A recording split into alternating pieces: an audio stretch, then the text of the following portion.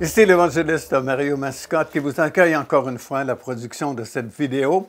Bien, on est en train de voir ensemble beaucoup de choses qui sont d'actualité, des choses intéressantes, et nous sommes en train d'expliquer les quelques signes qui restent à s'accomplir avant l'enlèvement des croyants.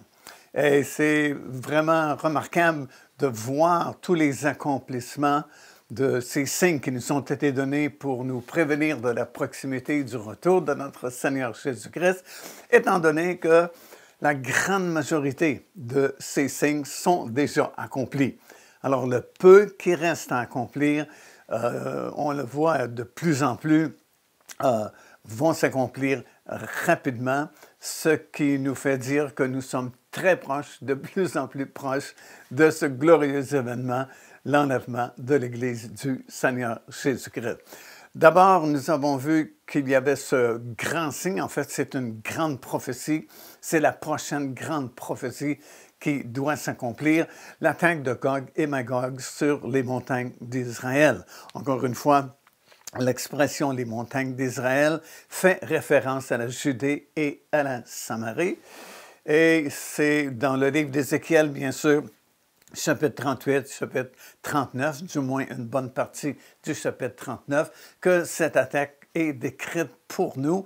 Et comme nous l'avons vu lors de notre dernière présentation, nous sommes vraiment très proches de cette attaque qui se produira en Israël.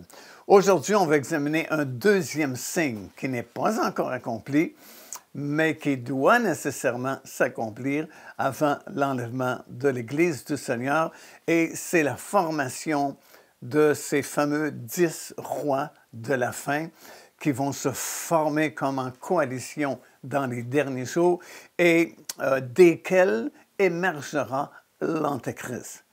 Autrement dit, aussi longtemps que ces 10 rois de la fin ne sont pas formés, n'existent pas, ben, l'Église ne peut pas être enlevée et l'Antéchrist ne peut pas faire son apparition non plus. Alors, c'est un deuxième grand signe qui doit s'accomplir avant l'enlèvement de l'Église du Seigneur. Ces 10 rois de la fin, on en parle, si vous remarquez, là, de plus en plus de nos jours, parce que, bien sûr, nous sommes à cette époque de la fin et nous sommes très proches, comme nous allons le constater, de l'apparition de ces 10 rois. Et c'est pourquoi vous voyez beaucoup de discussions, beaucoup d'enseignements qui sont véhiculés, surtout sur Internet, et dans quelques églises, parce que les églises souvent ne veulent pas toucher aux choses des prophéties de la fin ou du domaine de l'eschatologie, parce que c'est tellement complexe quelquefois et il y a tellement d'interprétations différentes qui sont véhiculées que bien souvent les pasteurs dans les assemblées ne veulent pas tellement traiter de ce sujet-là. Mais si vous regardez autour de vous sur Internet et les autres médias d'information que nous avons aujourd'hui, de plus en plus, on parle de la formation de ces 10 rois de la fin. Dans la Bible, ces 10 rois dont je viens de parler sont représentés symboliquement par les 10 cornes, par exemple, que Daniel a vu sur ce 4e animal qu'il avait vu dans cette vision que le Seigneur lui avait donnée.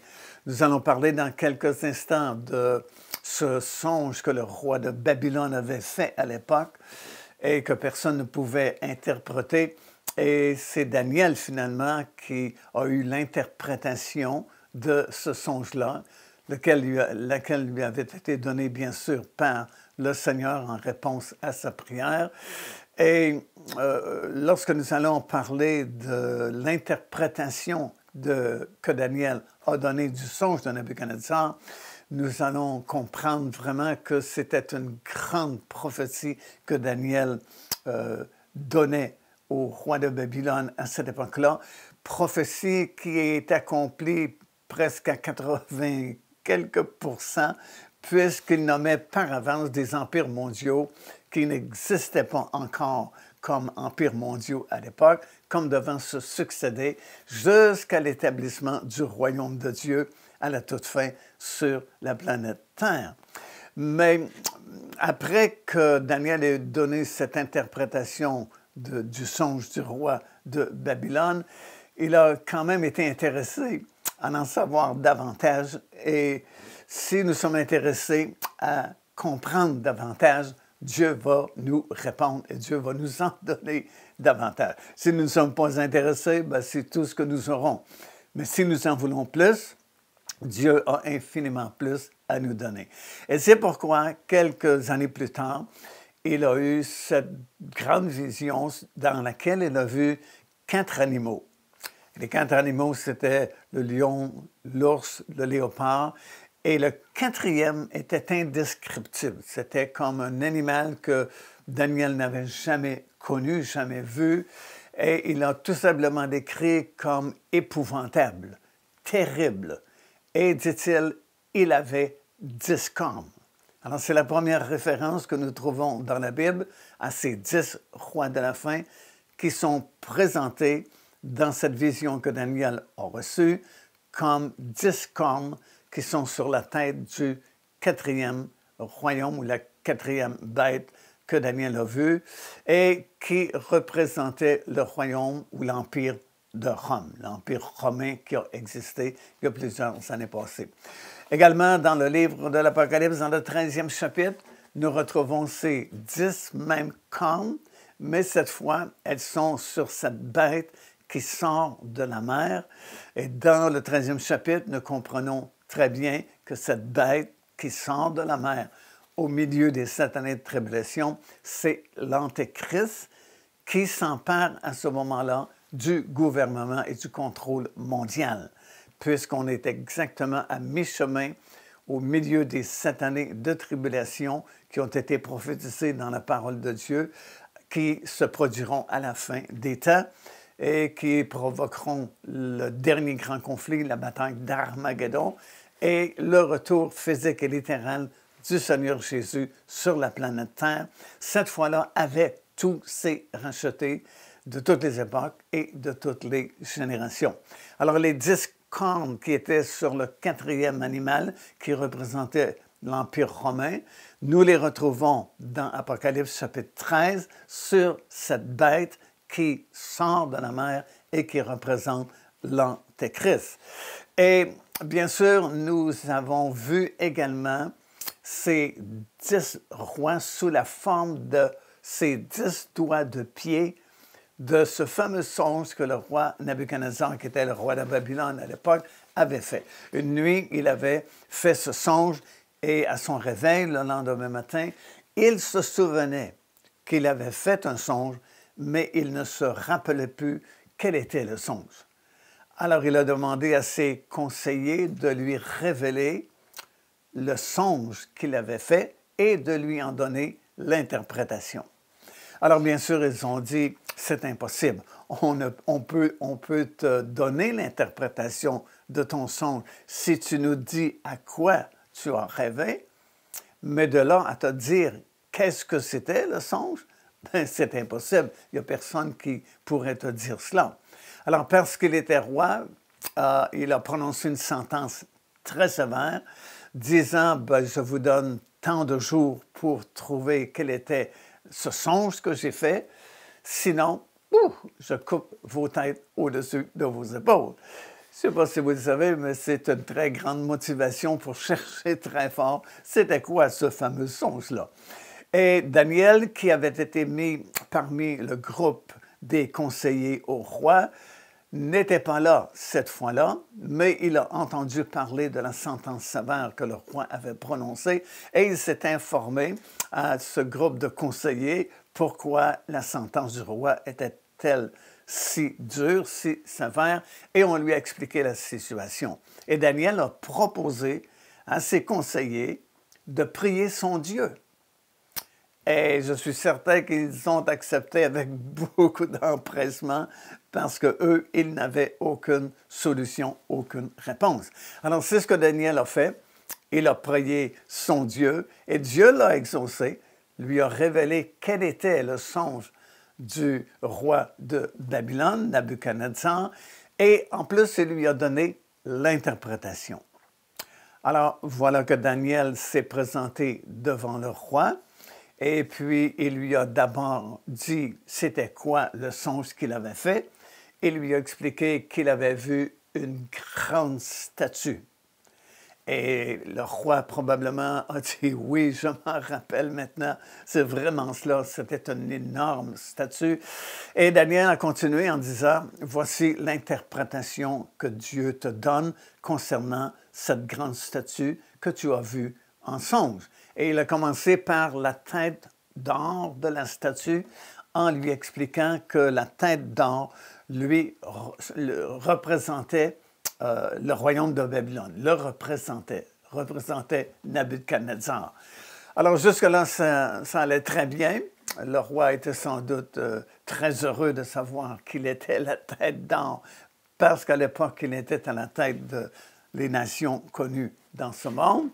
Et c'est là que ça s'est gâté peut-être un peu, parce que Daniel a continué en lui disant que tu ne resteras pas toujours à la tête des nations, puisqu'il y a un autre royaume qui va venir, va te renverser et deviendra à la tête des nations.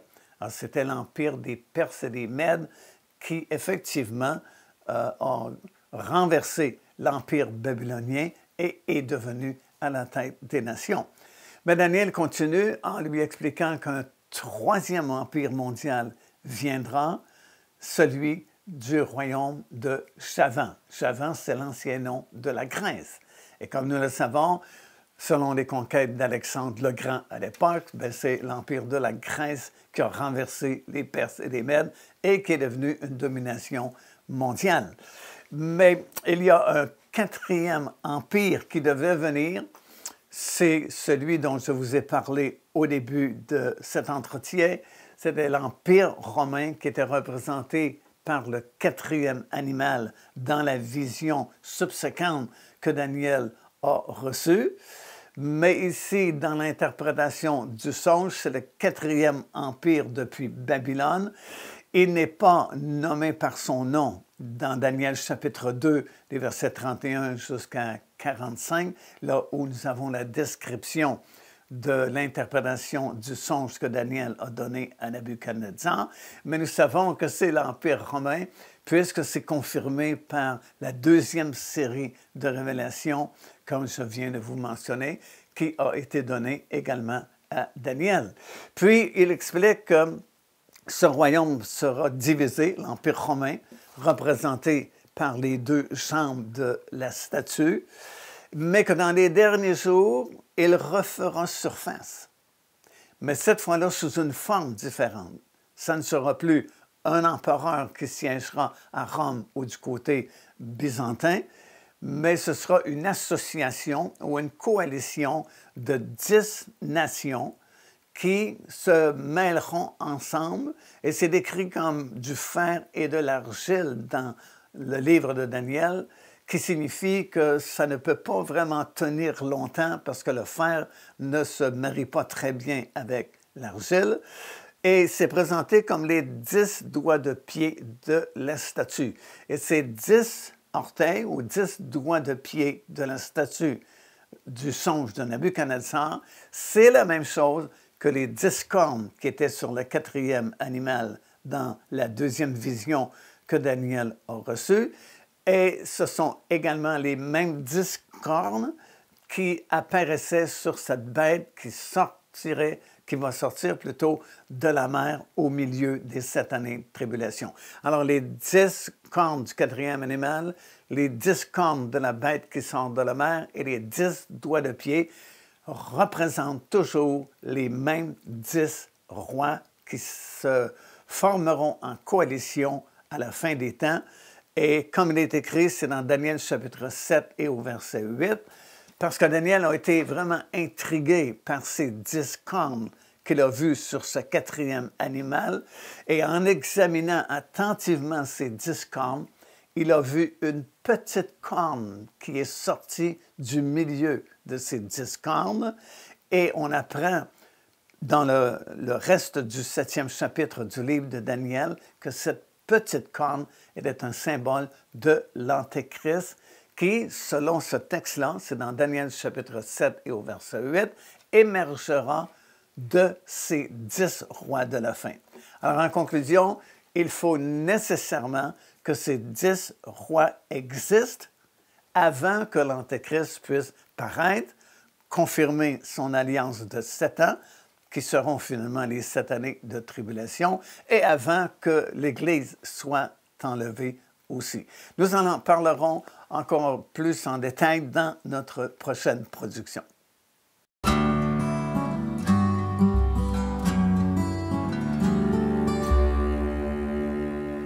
Commencez l'année 2025 avec force dans le Seigneur grâce à cette nouvelle production intitulée « Inébranlable ». Au cours de cet enseignement, je partage avec vous 7 grandes réalités spirituelles que vous possédez déjà grâce à la nouvelle naissance et qui peuvent vous permettre de devenir inébranlable dans le Seigneur. Peu importe qui vous êtes, peut-être êtes-vous le chrétien le plus faible au monde, mais si vous prenez conscience de ces 7 réalités spirituelles et que vous les appliquez dans votre vie, vous deviendrez inébranlable. Commandez donc cette production immédiatement en visitant notre site web www.paindevie.org et commencez cette nouvelle année de façon exceptionnelle.